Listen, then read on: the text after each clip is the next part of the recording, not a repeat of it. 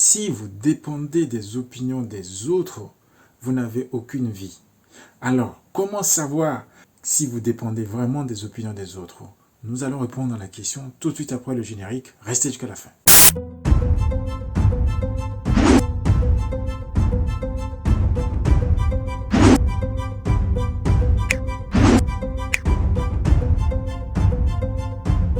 Hello, bienvenue sur la chaîne AG Quantum et merci en tout cas d'être là car sans vous cette chaîne n'existerait pas. Merci en tout cas à tous les nouveaux abonnés, gratitude immense à vous et j'espère que cette vidéo va apporter quelque chose sur votre parcours dans la connaissance de soi et le développement de soi. En tout cas, rentrons dans le vif du sujet sans plus tarder. Comment savoir si vous dépendez des opinions des autres? Ce n'est pas facile. Mais je vais vous raconter une petite histoire et ensuite vous allez voir. Cette histoire se passe chez une fleuriste, c'est-à-dire une vendeuse de fleurs. Pour attirer des clients dans sa boutique, cette vendeuse de fleurs a placé un tableau à l'intérieur de la boutique. Et sur ce tableau, il est écrit les mots suivants. Nos fleurs naturelles sont des parfums. Et ça, c'était élégant. Et puis un jour, il y a une dame qui est venue dans la boutique pour acheter des fleurs. Elle s'est rapprochée de la vendeuse et elle lui a dit à la vendeuse, pourquoi vous affichez sur le tableau nos fleurs naturelles? Tout le monde sait ici que vos fleurs sont naturelles, vous ne vendez pas du synthétique. En voyant de loin, on sait que vos fleurs sont naturelles. Alors pourquoi vous maintenez le mot naturel? Vous pouvez l'enlever, ça ne sert à rien. Alors, la vendeuse, ayant entendu cela, elle est très attentive. Qu'est-ce qu'elle a fait? Elle va effacer le mot naturel sur le tableau. Maintenant, il reste nos fleurs sont des parfums. C'est qui est sur le tableau maintenant? Le jour suivant, il y a une personne qui vient dans le magasin et qui vient acheter et il voit le tableau. Nos fleurs sont des parfums. Et ce monsieur arrive dans la boutique et s'est rapproché de la dame et lui dit, écoutez madame, les fleurs ont des parfums naturels, on sent l'odeur. Alors pourquoi vous mettez parfum? Écrivez juste nos fleurs, c'est plus simple, enlevez parfum. Et la vendeuse écoute attentivement ce que le monsieur lui dit. Alors, elle s'exécute. Elle va nettoyer le tableau en effaçant parfum. Maintenant, il reste que 2 mots sur le tableau. Nos fleurs. Et puis, un autre jour, comme par hasard, une autre personne se présente dans la boutique pour la première fois. Et cette personne raconte une blague. Cette personne fait juste une blague sur le tableau. Il dit, sur le tableau, mais madame, la boutique, elle vous appartient, les fleurs vous appartiennent. Hein, donc, personne ne conteste. Donc, pourquoi vous écrivez nos fleurs sur le tableau? Vous pouvez supprimer un des mots. Hein, voilà. C'était juste une blague. Et il a rigolé et il est parti. Ah ben, pour la vendeuse, non, c'était pas une blague. Pour elle, c'était une critique. Une remarque qui lui a fait mal.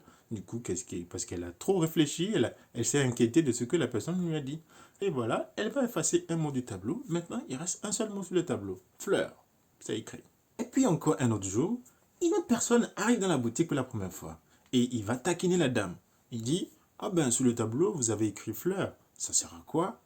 C'est vraiment une blague, quoi. Vous êtes de quel continent? On sait que ici, vous vendez des fleurs, vous vendez pas la viande. Bon, je sais pas à quoi ça sert. Oh non, je vous taquine, madame. Mais non. Pour madame, non, elle n'a pas pris ça comme étant une petite blague. Hein, parce qu'en fait, les gens, ils viennent, ils veulent juste discuter, quoi. Voilà, ils veulent juste parler, dire quelque chose. Voilà, pour elle, elle a considéré ça comme si c'était du sérieux. Elle va effacer le dernier mot du tableau. Maintenant, le tableau est vide. Mais c'est pas fini. Et un autre jour, une autre personne se présente encore dans la boutique. Et cette personne, il voit un tableau vide, très joli, au milieu de la boutique. Et cette personne, il rigole. Il se mettait à rigoler. Il dit, mais c'est vraiment stupide d'avoir un si joli tableau au milieu de votre boutique et rien n'est écrit dessus. On aurait pu faire au moins un dessin ou écrire un truc, une phrase, pour accrocher, pour attirer les clients. Et la dame regarde.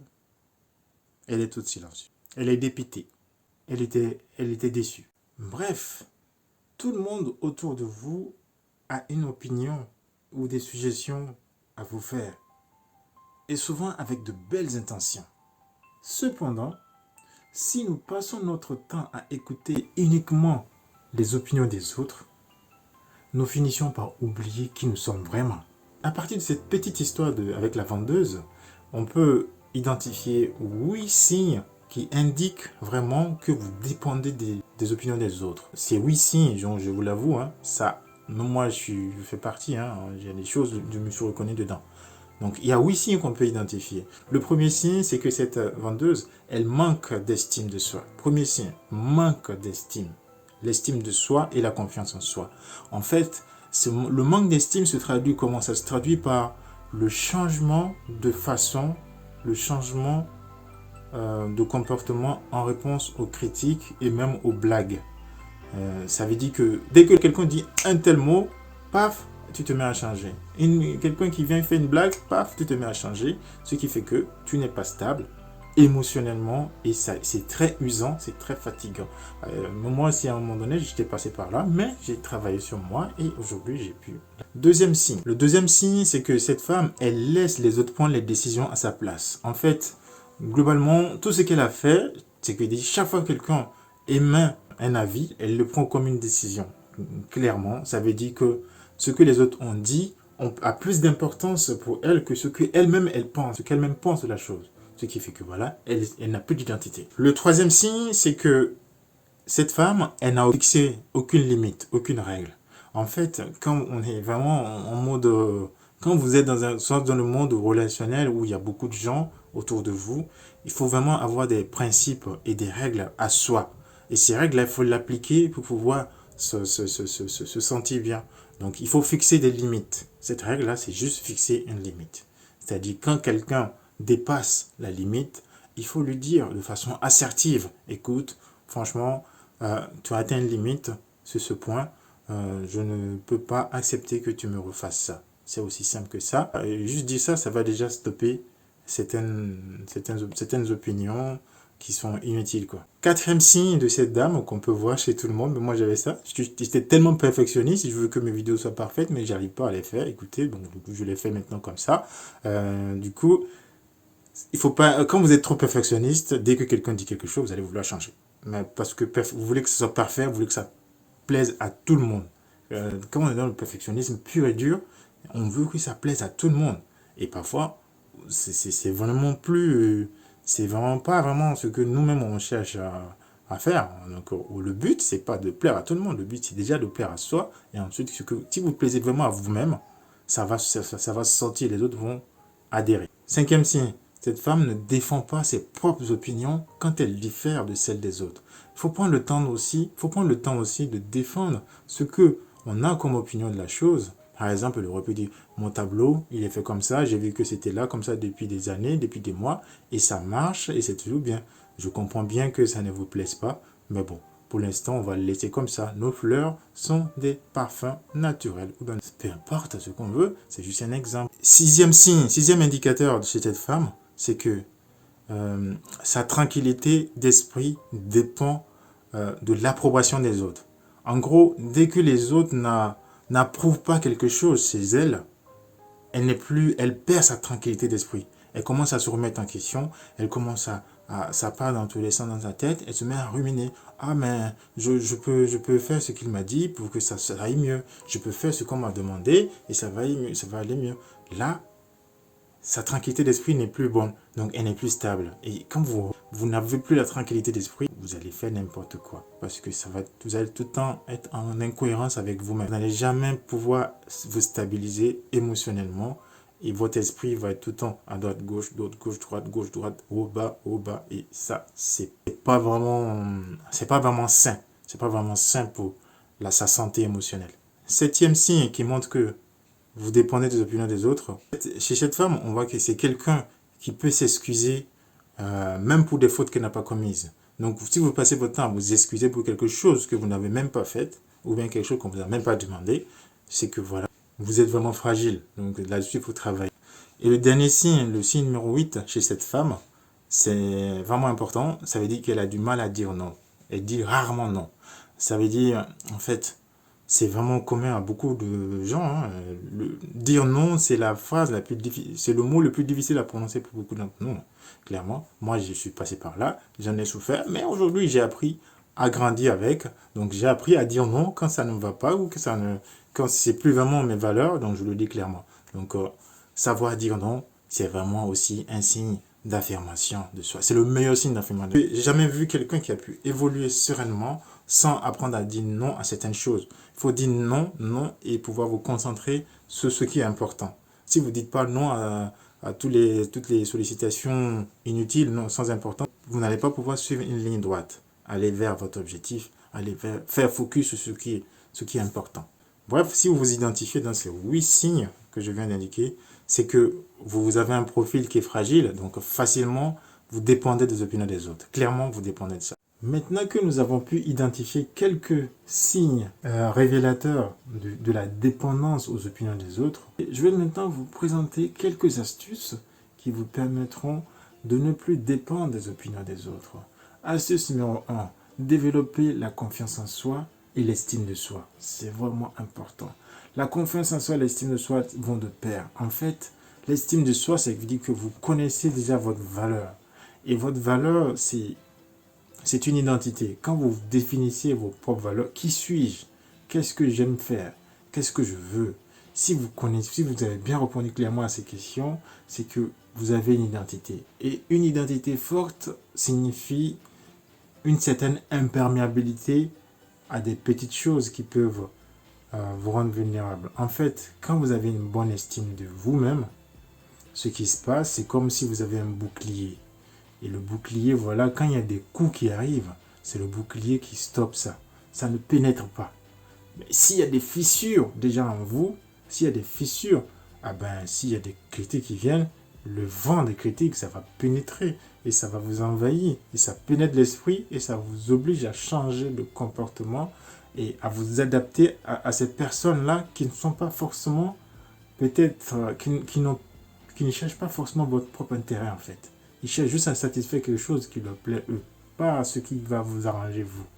Ce que les autres pensent de vous n'est pas important. C'est ce que vous allez faire de ce que les autres pensent de vous qui est important. Deuxième astuce pour pouvoir vaincre la dépendance aux opinions des autres, c'est pratiquer la gratitude au quotidien. La gratitude, en fait, c'est l'art aussi de remercier ce que l'on a déjà. En fait, si tu ressens de la gratitude pour ce que tu as déjà et ce que tu as pu réaliser, c'est une force. Cet état d'esprit te booste, ça booste ton mental, ça booste ton estime, ça donne de la valeur. Donc, remercie déjà ce que tu as, reconnais-le, et quand tu le reconnais, ça veut dire qu'en fait, les critiques qui vont venir ne vont pas t'affaiblir parce que tu aimes déjà ce que tu es. Donc, on va pas venir ce qu'on va venir dire ne diminuera rien, nous n'augmentera rien, c'est juste ça va venir l'améliorer. Troisième signe, les haters. Ignorer les haters, c'est-à-dire pratiquer le silence vis-à-vis de la critique, vis-à-vis des critiques des haters. Les haters, ce sont les gens voilà, qui viennent te dire t'es nul, tu ne connais rien, ça ressemble à rien ce que tu fais. En fait, c'est vide de sens. Donc, apprenez surtout à les identifier et surtout, gardez silence, ne perdez pas votre temps. Concentrez-vous sur vous-même et faites du mieux que vous pouvez. Faites du mieux, mieux chaque fois. C'est tout ce qu'il faut faire. Concentrez-vous sur vous, faites focus sur votre objectif et tout ira bien. Quatrième astuce, ça consiste en fait à reprendre le contrôle. Reprenez le contrôle de vos sentiments et de vos émotions. En fait, ce qui se passe, c'est que quand les autres vont émettre des opinions et des suggestions à votre égard, ces opinions ne doivent pas provoquer trop d'émotions. En fait, même si ça provoque une émotion, il faut que cette émotion soit le plus maîtrisée. Si vous ne maîtrisez pas ces émotions vont transformer, vont se traduire en un changement de comportement. Donc vous passez votre temps à trop changer, sans stabiliser quelque chose. Il faut stabiliser et avoir des résultats avant de modifier. Changez, faites des changements en fonction de vos résultats et de vos idées propres. Mais ne changez pas en fonction des opinions des autres, en fonction des opinions quelconque de X ou Y, en fonction d'une blague de quelqu'un qui vous a juste taquiné.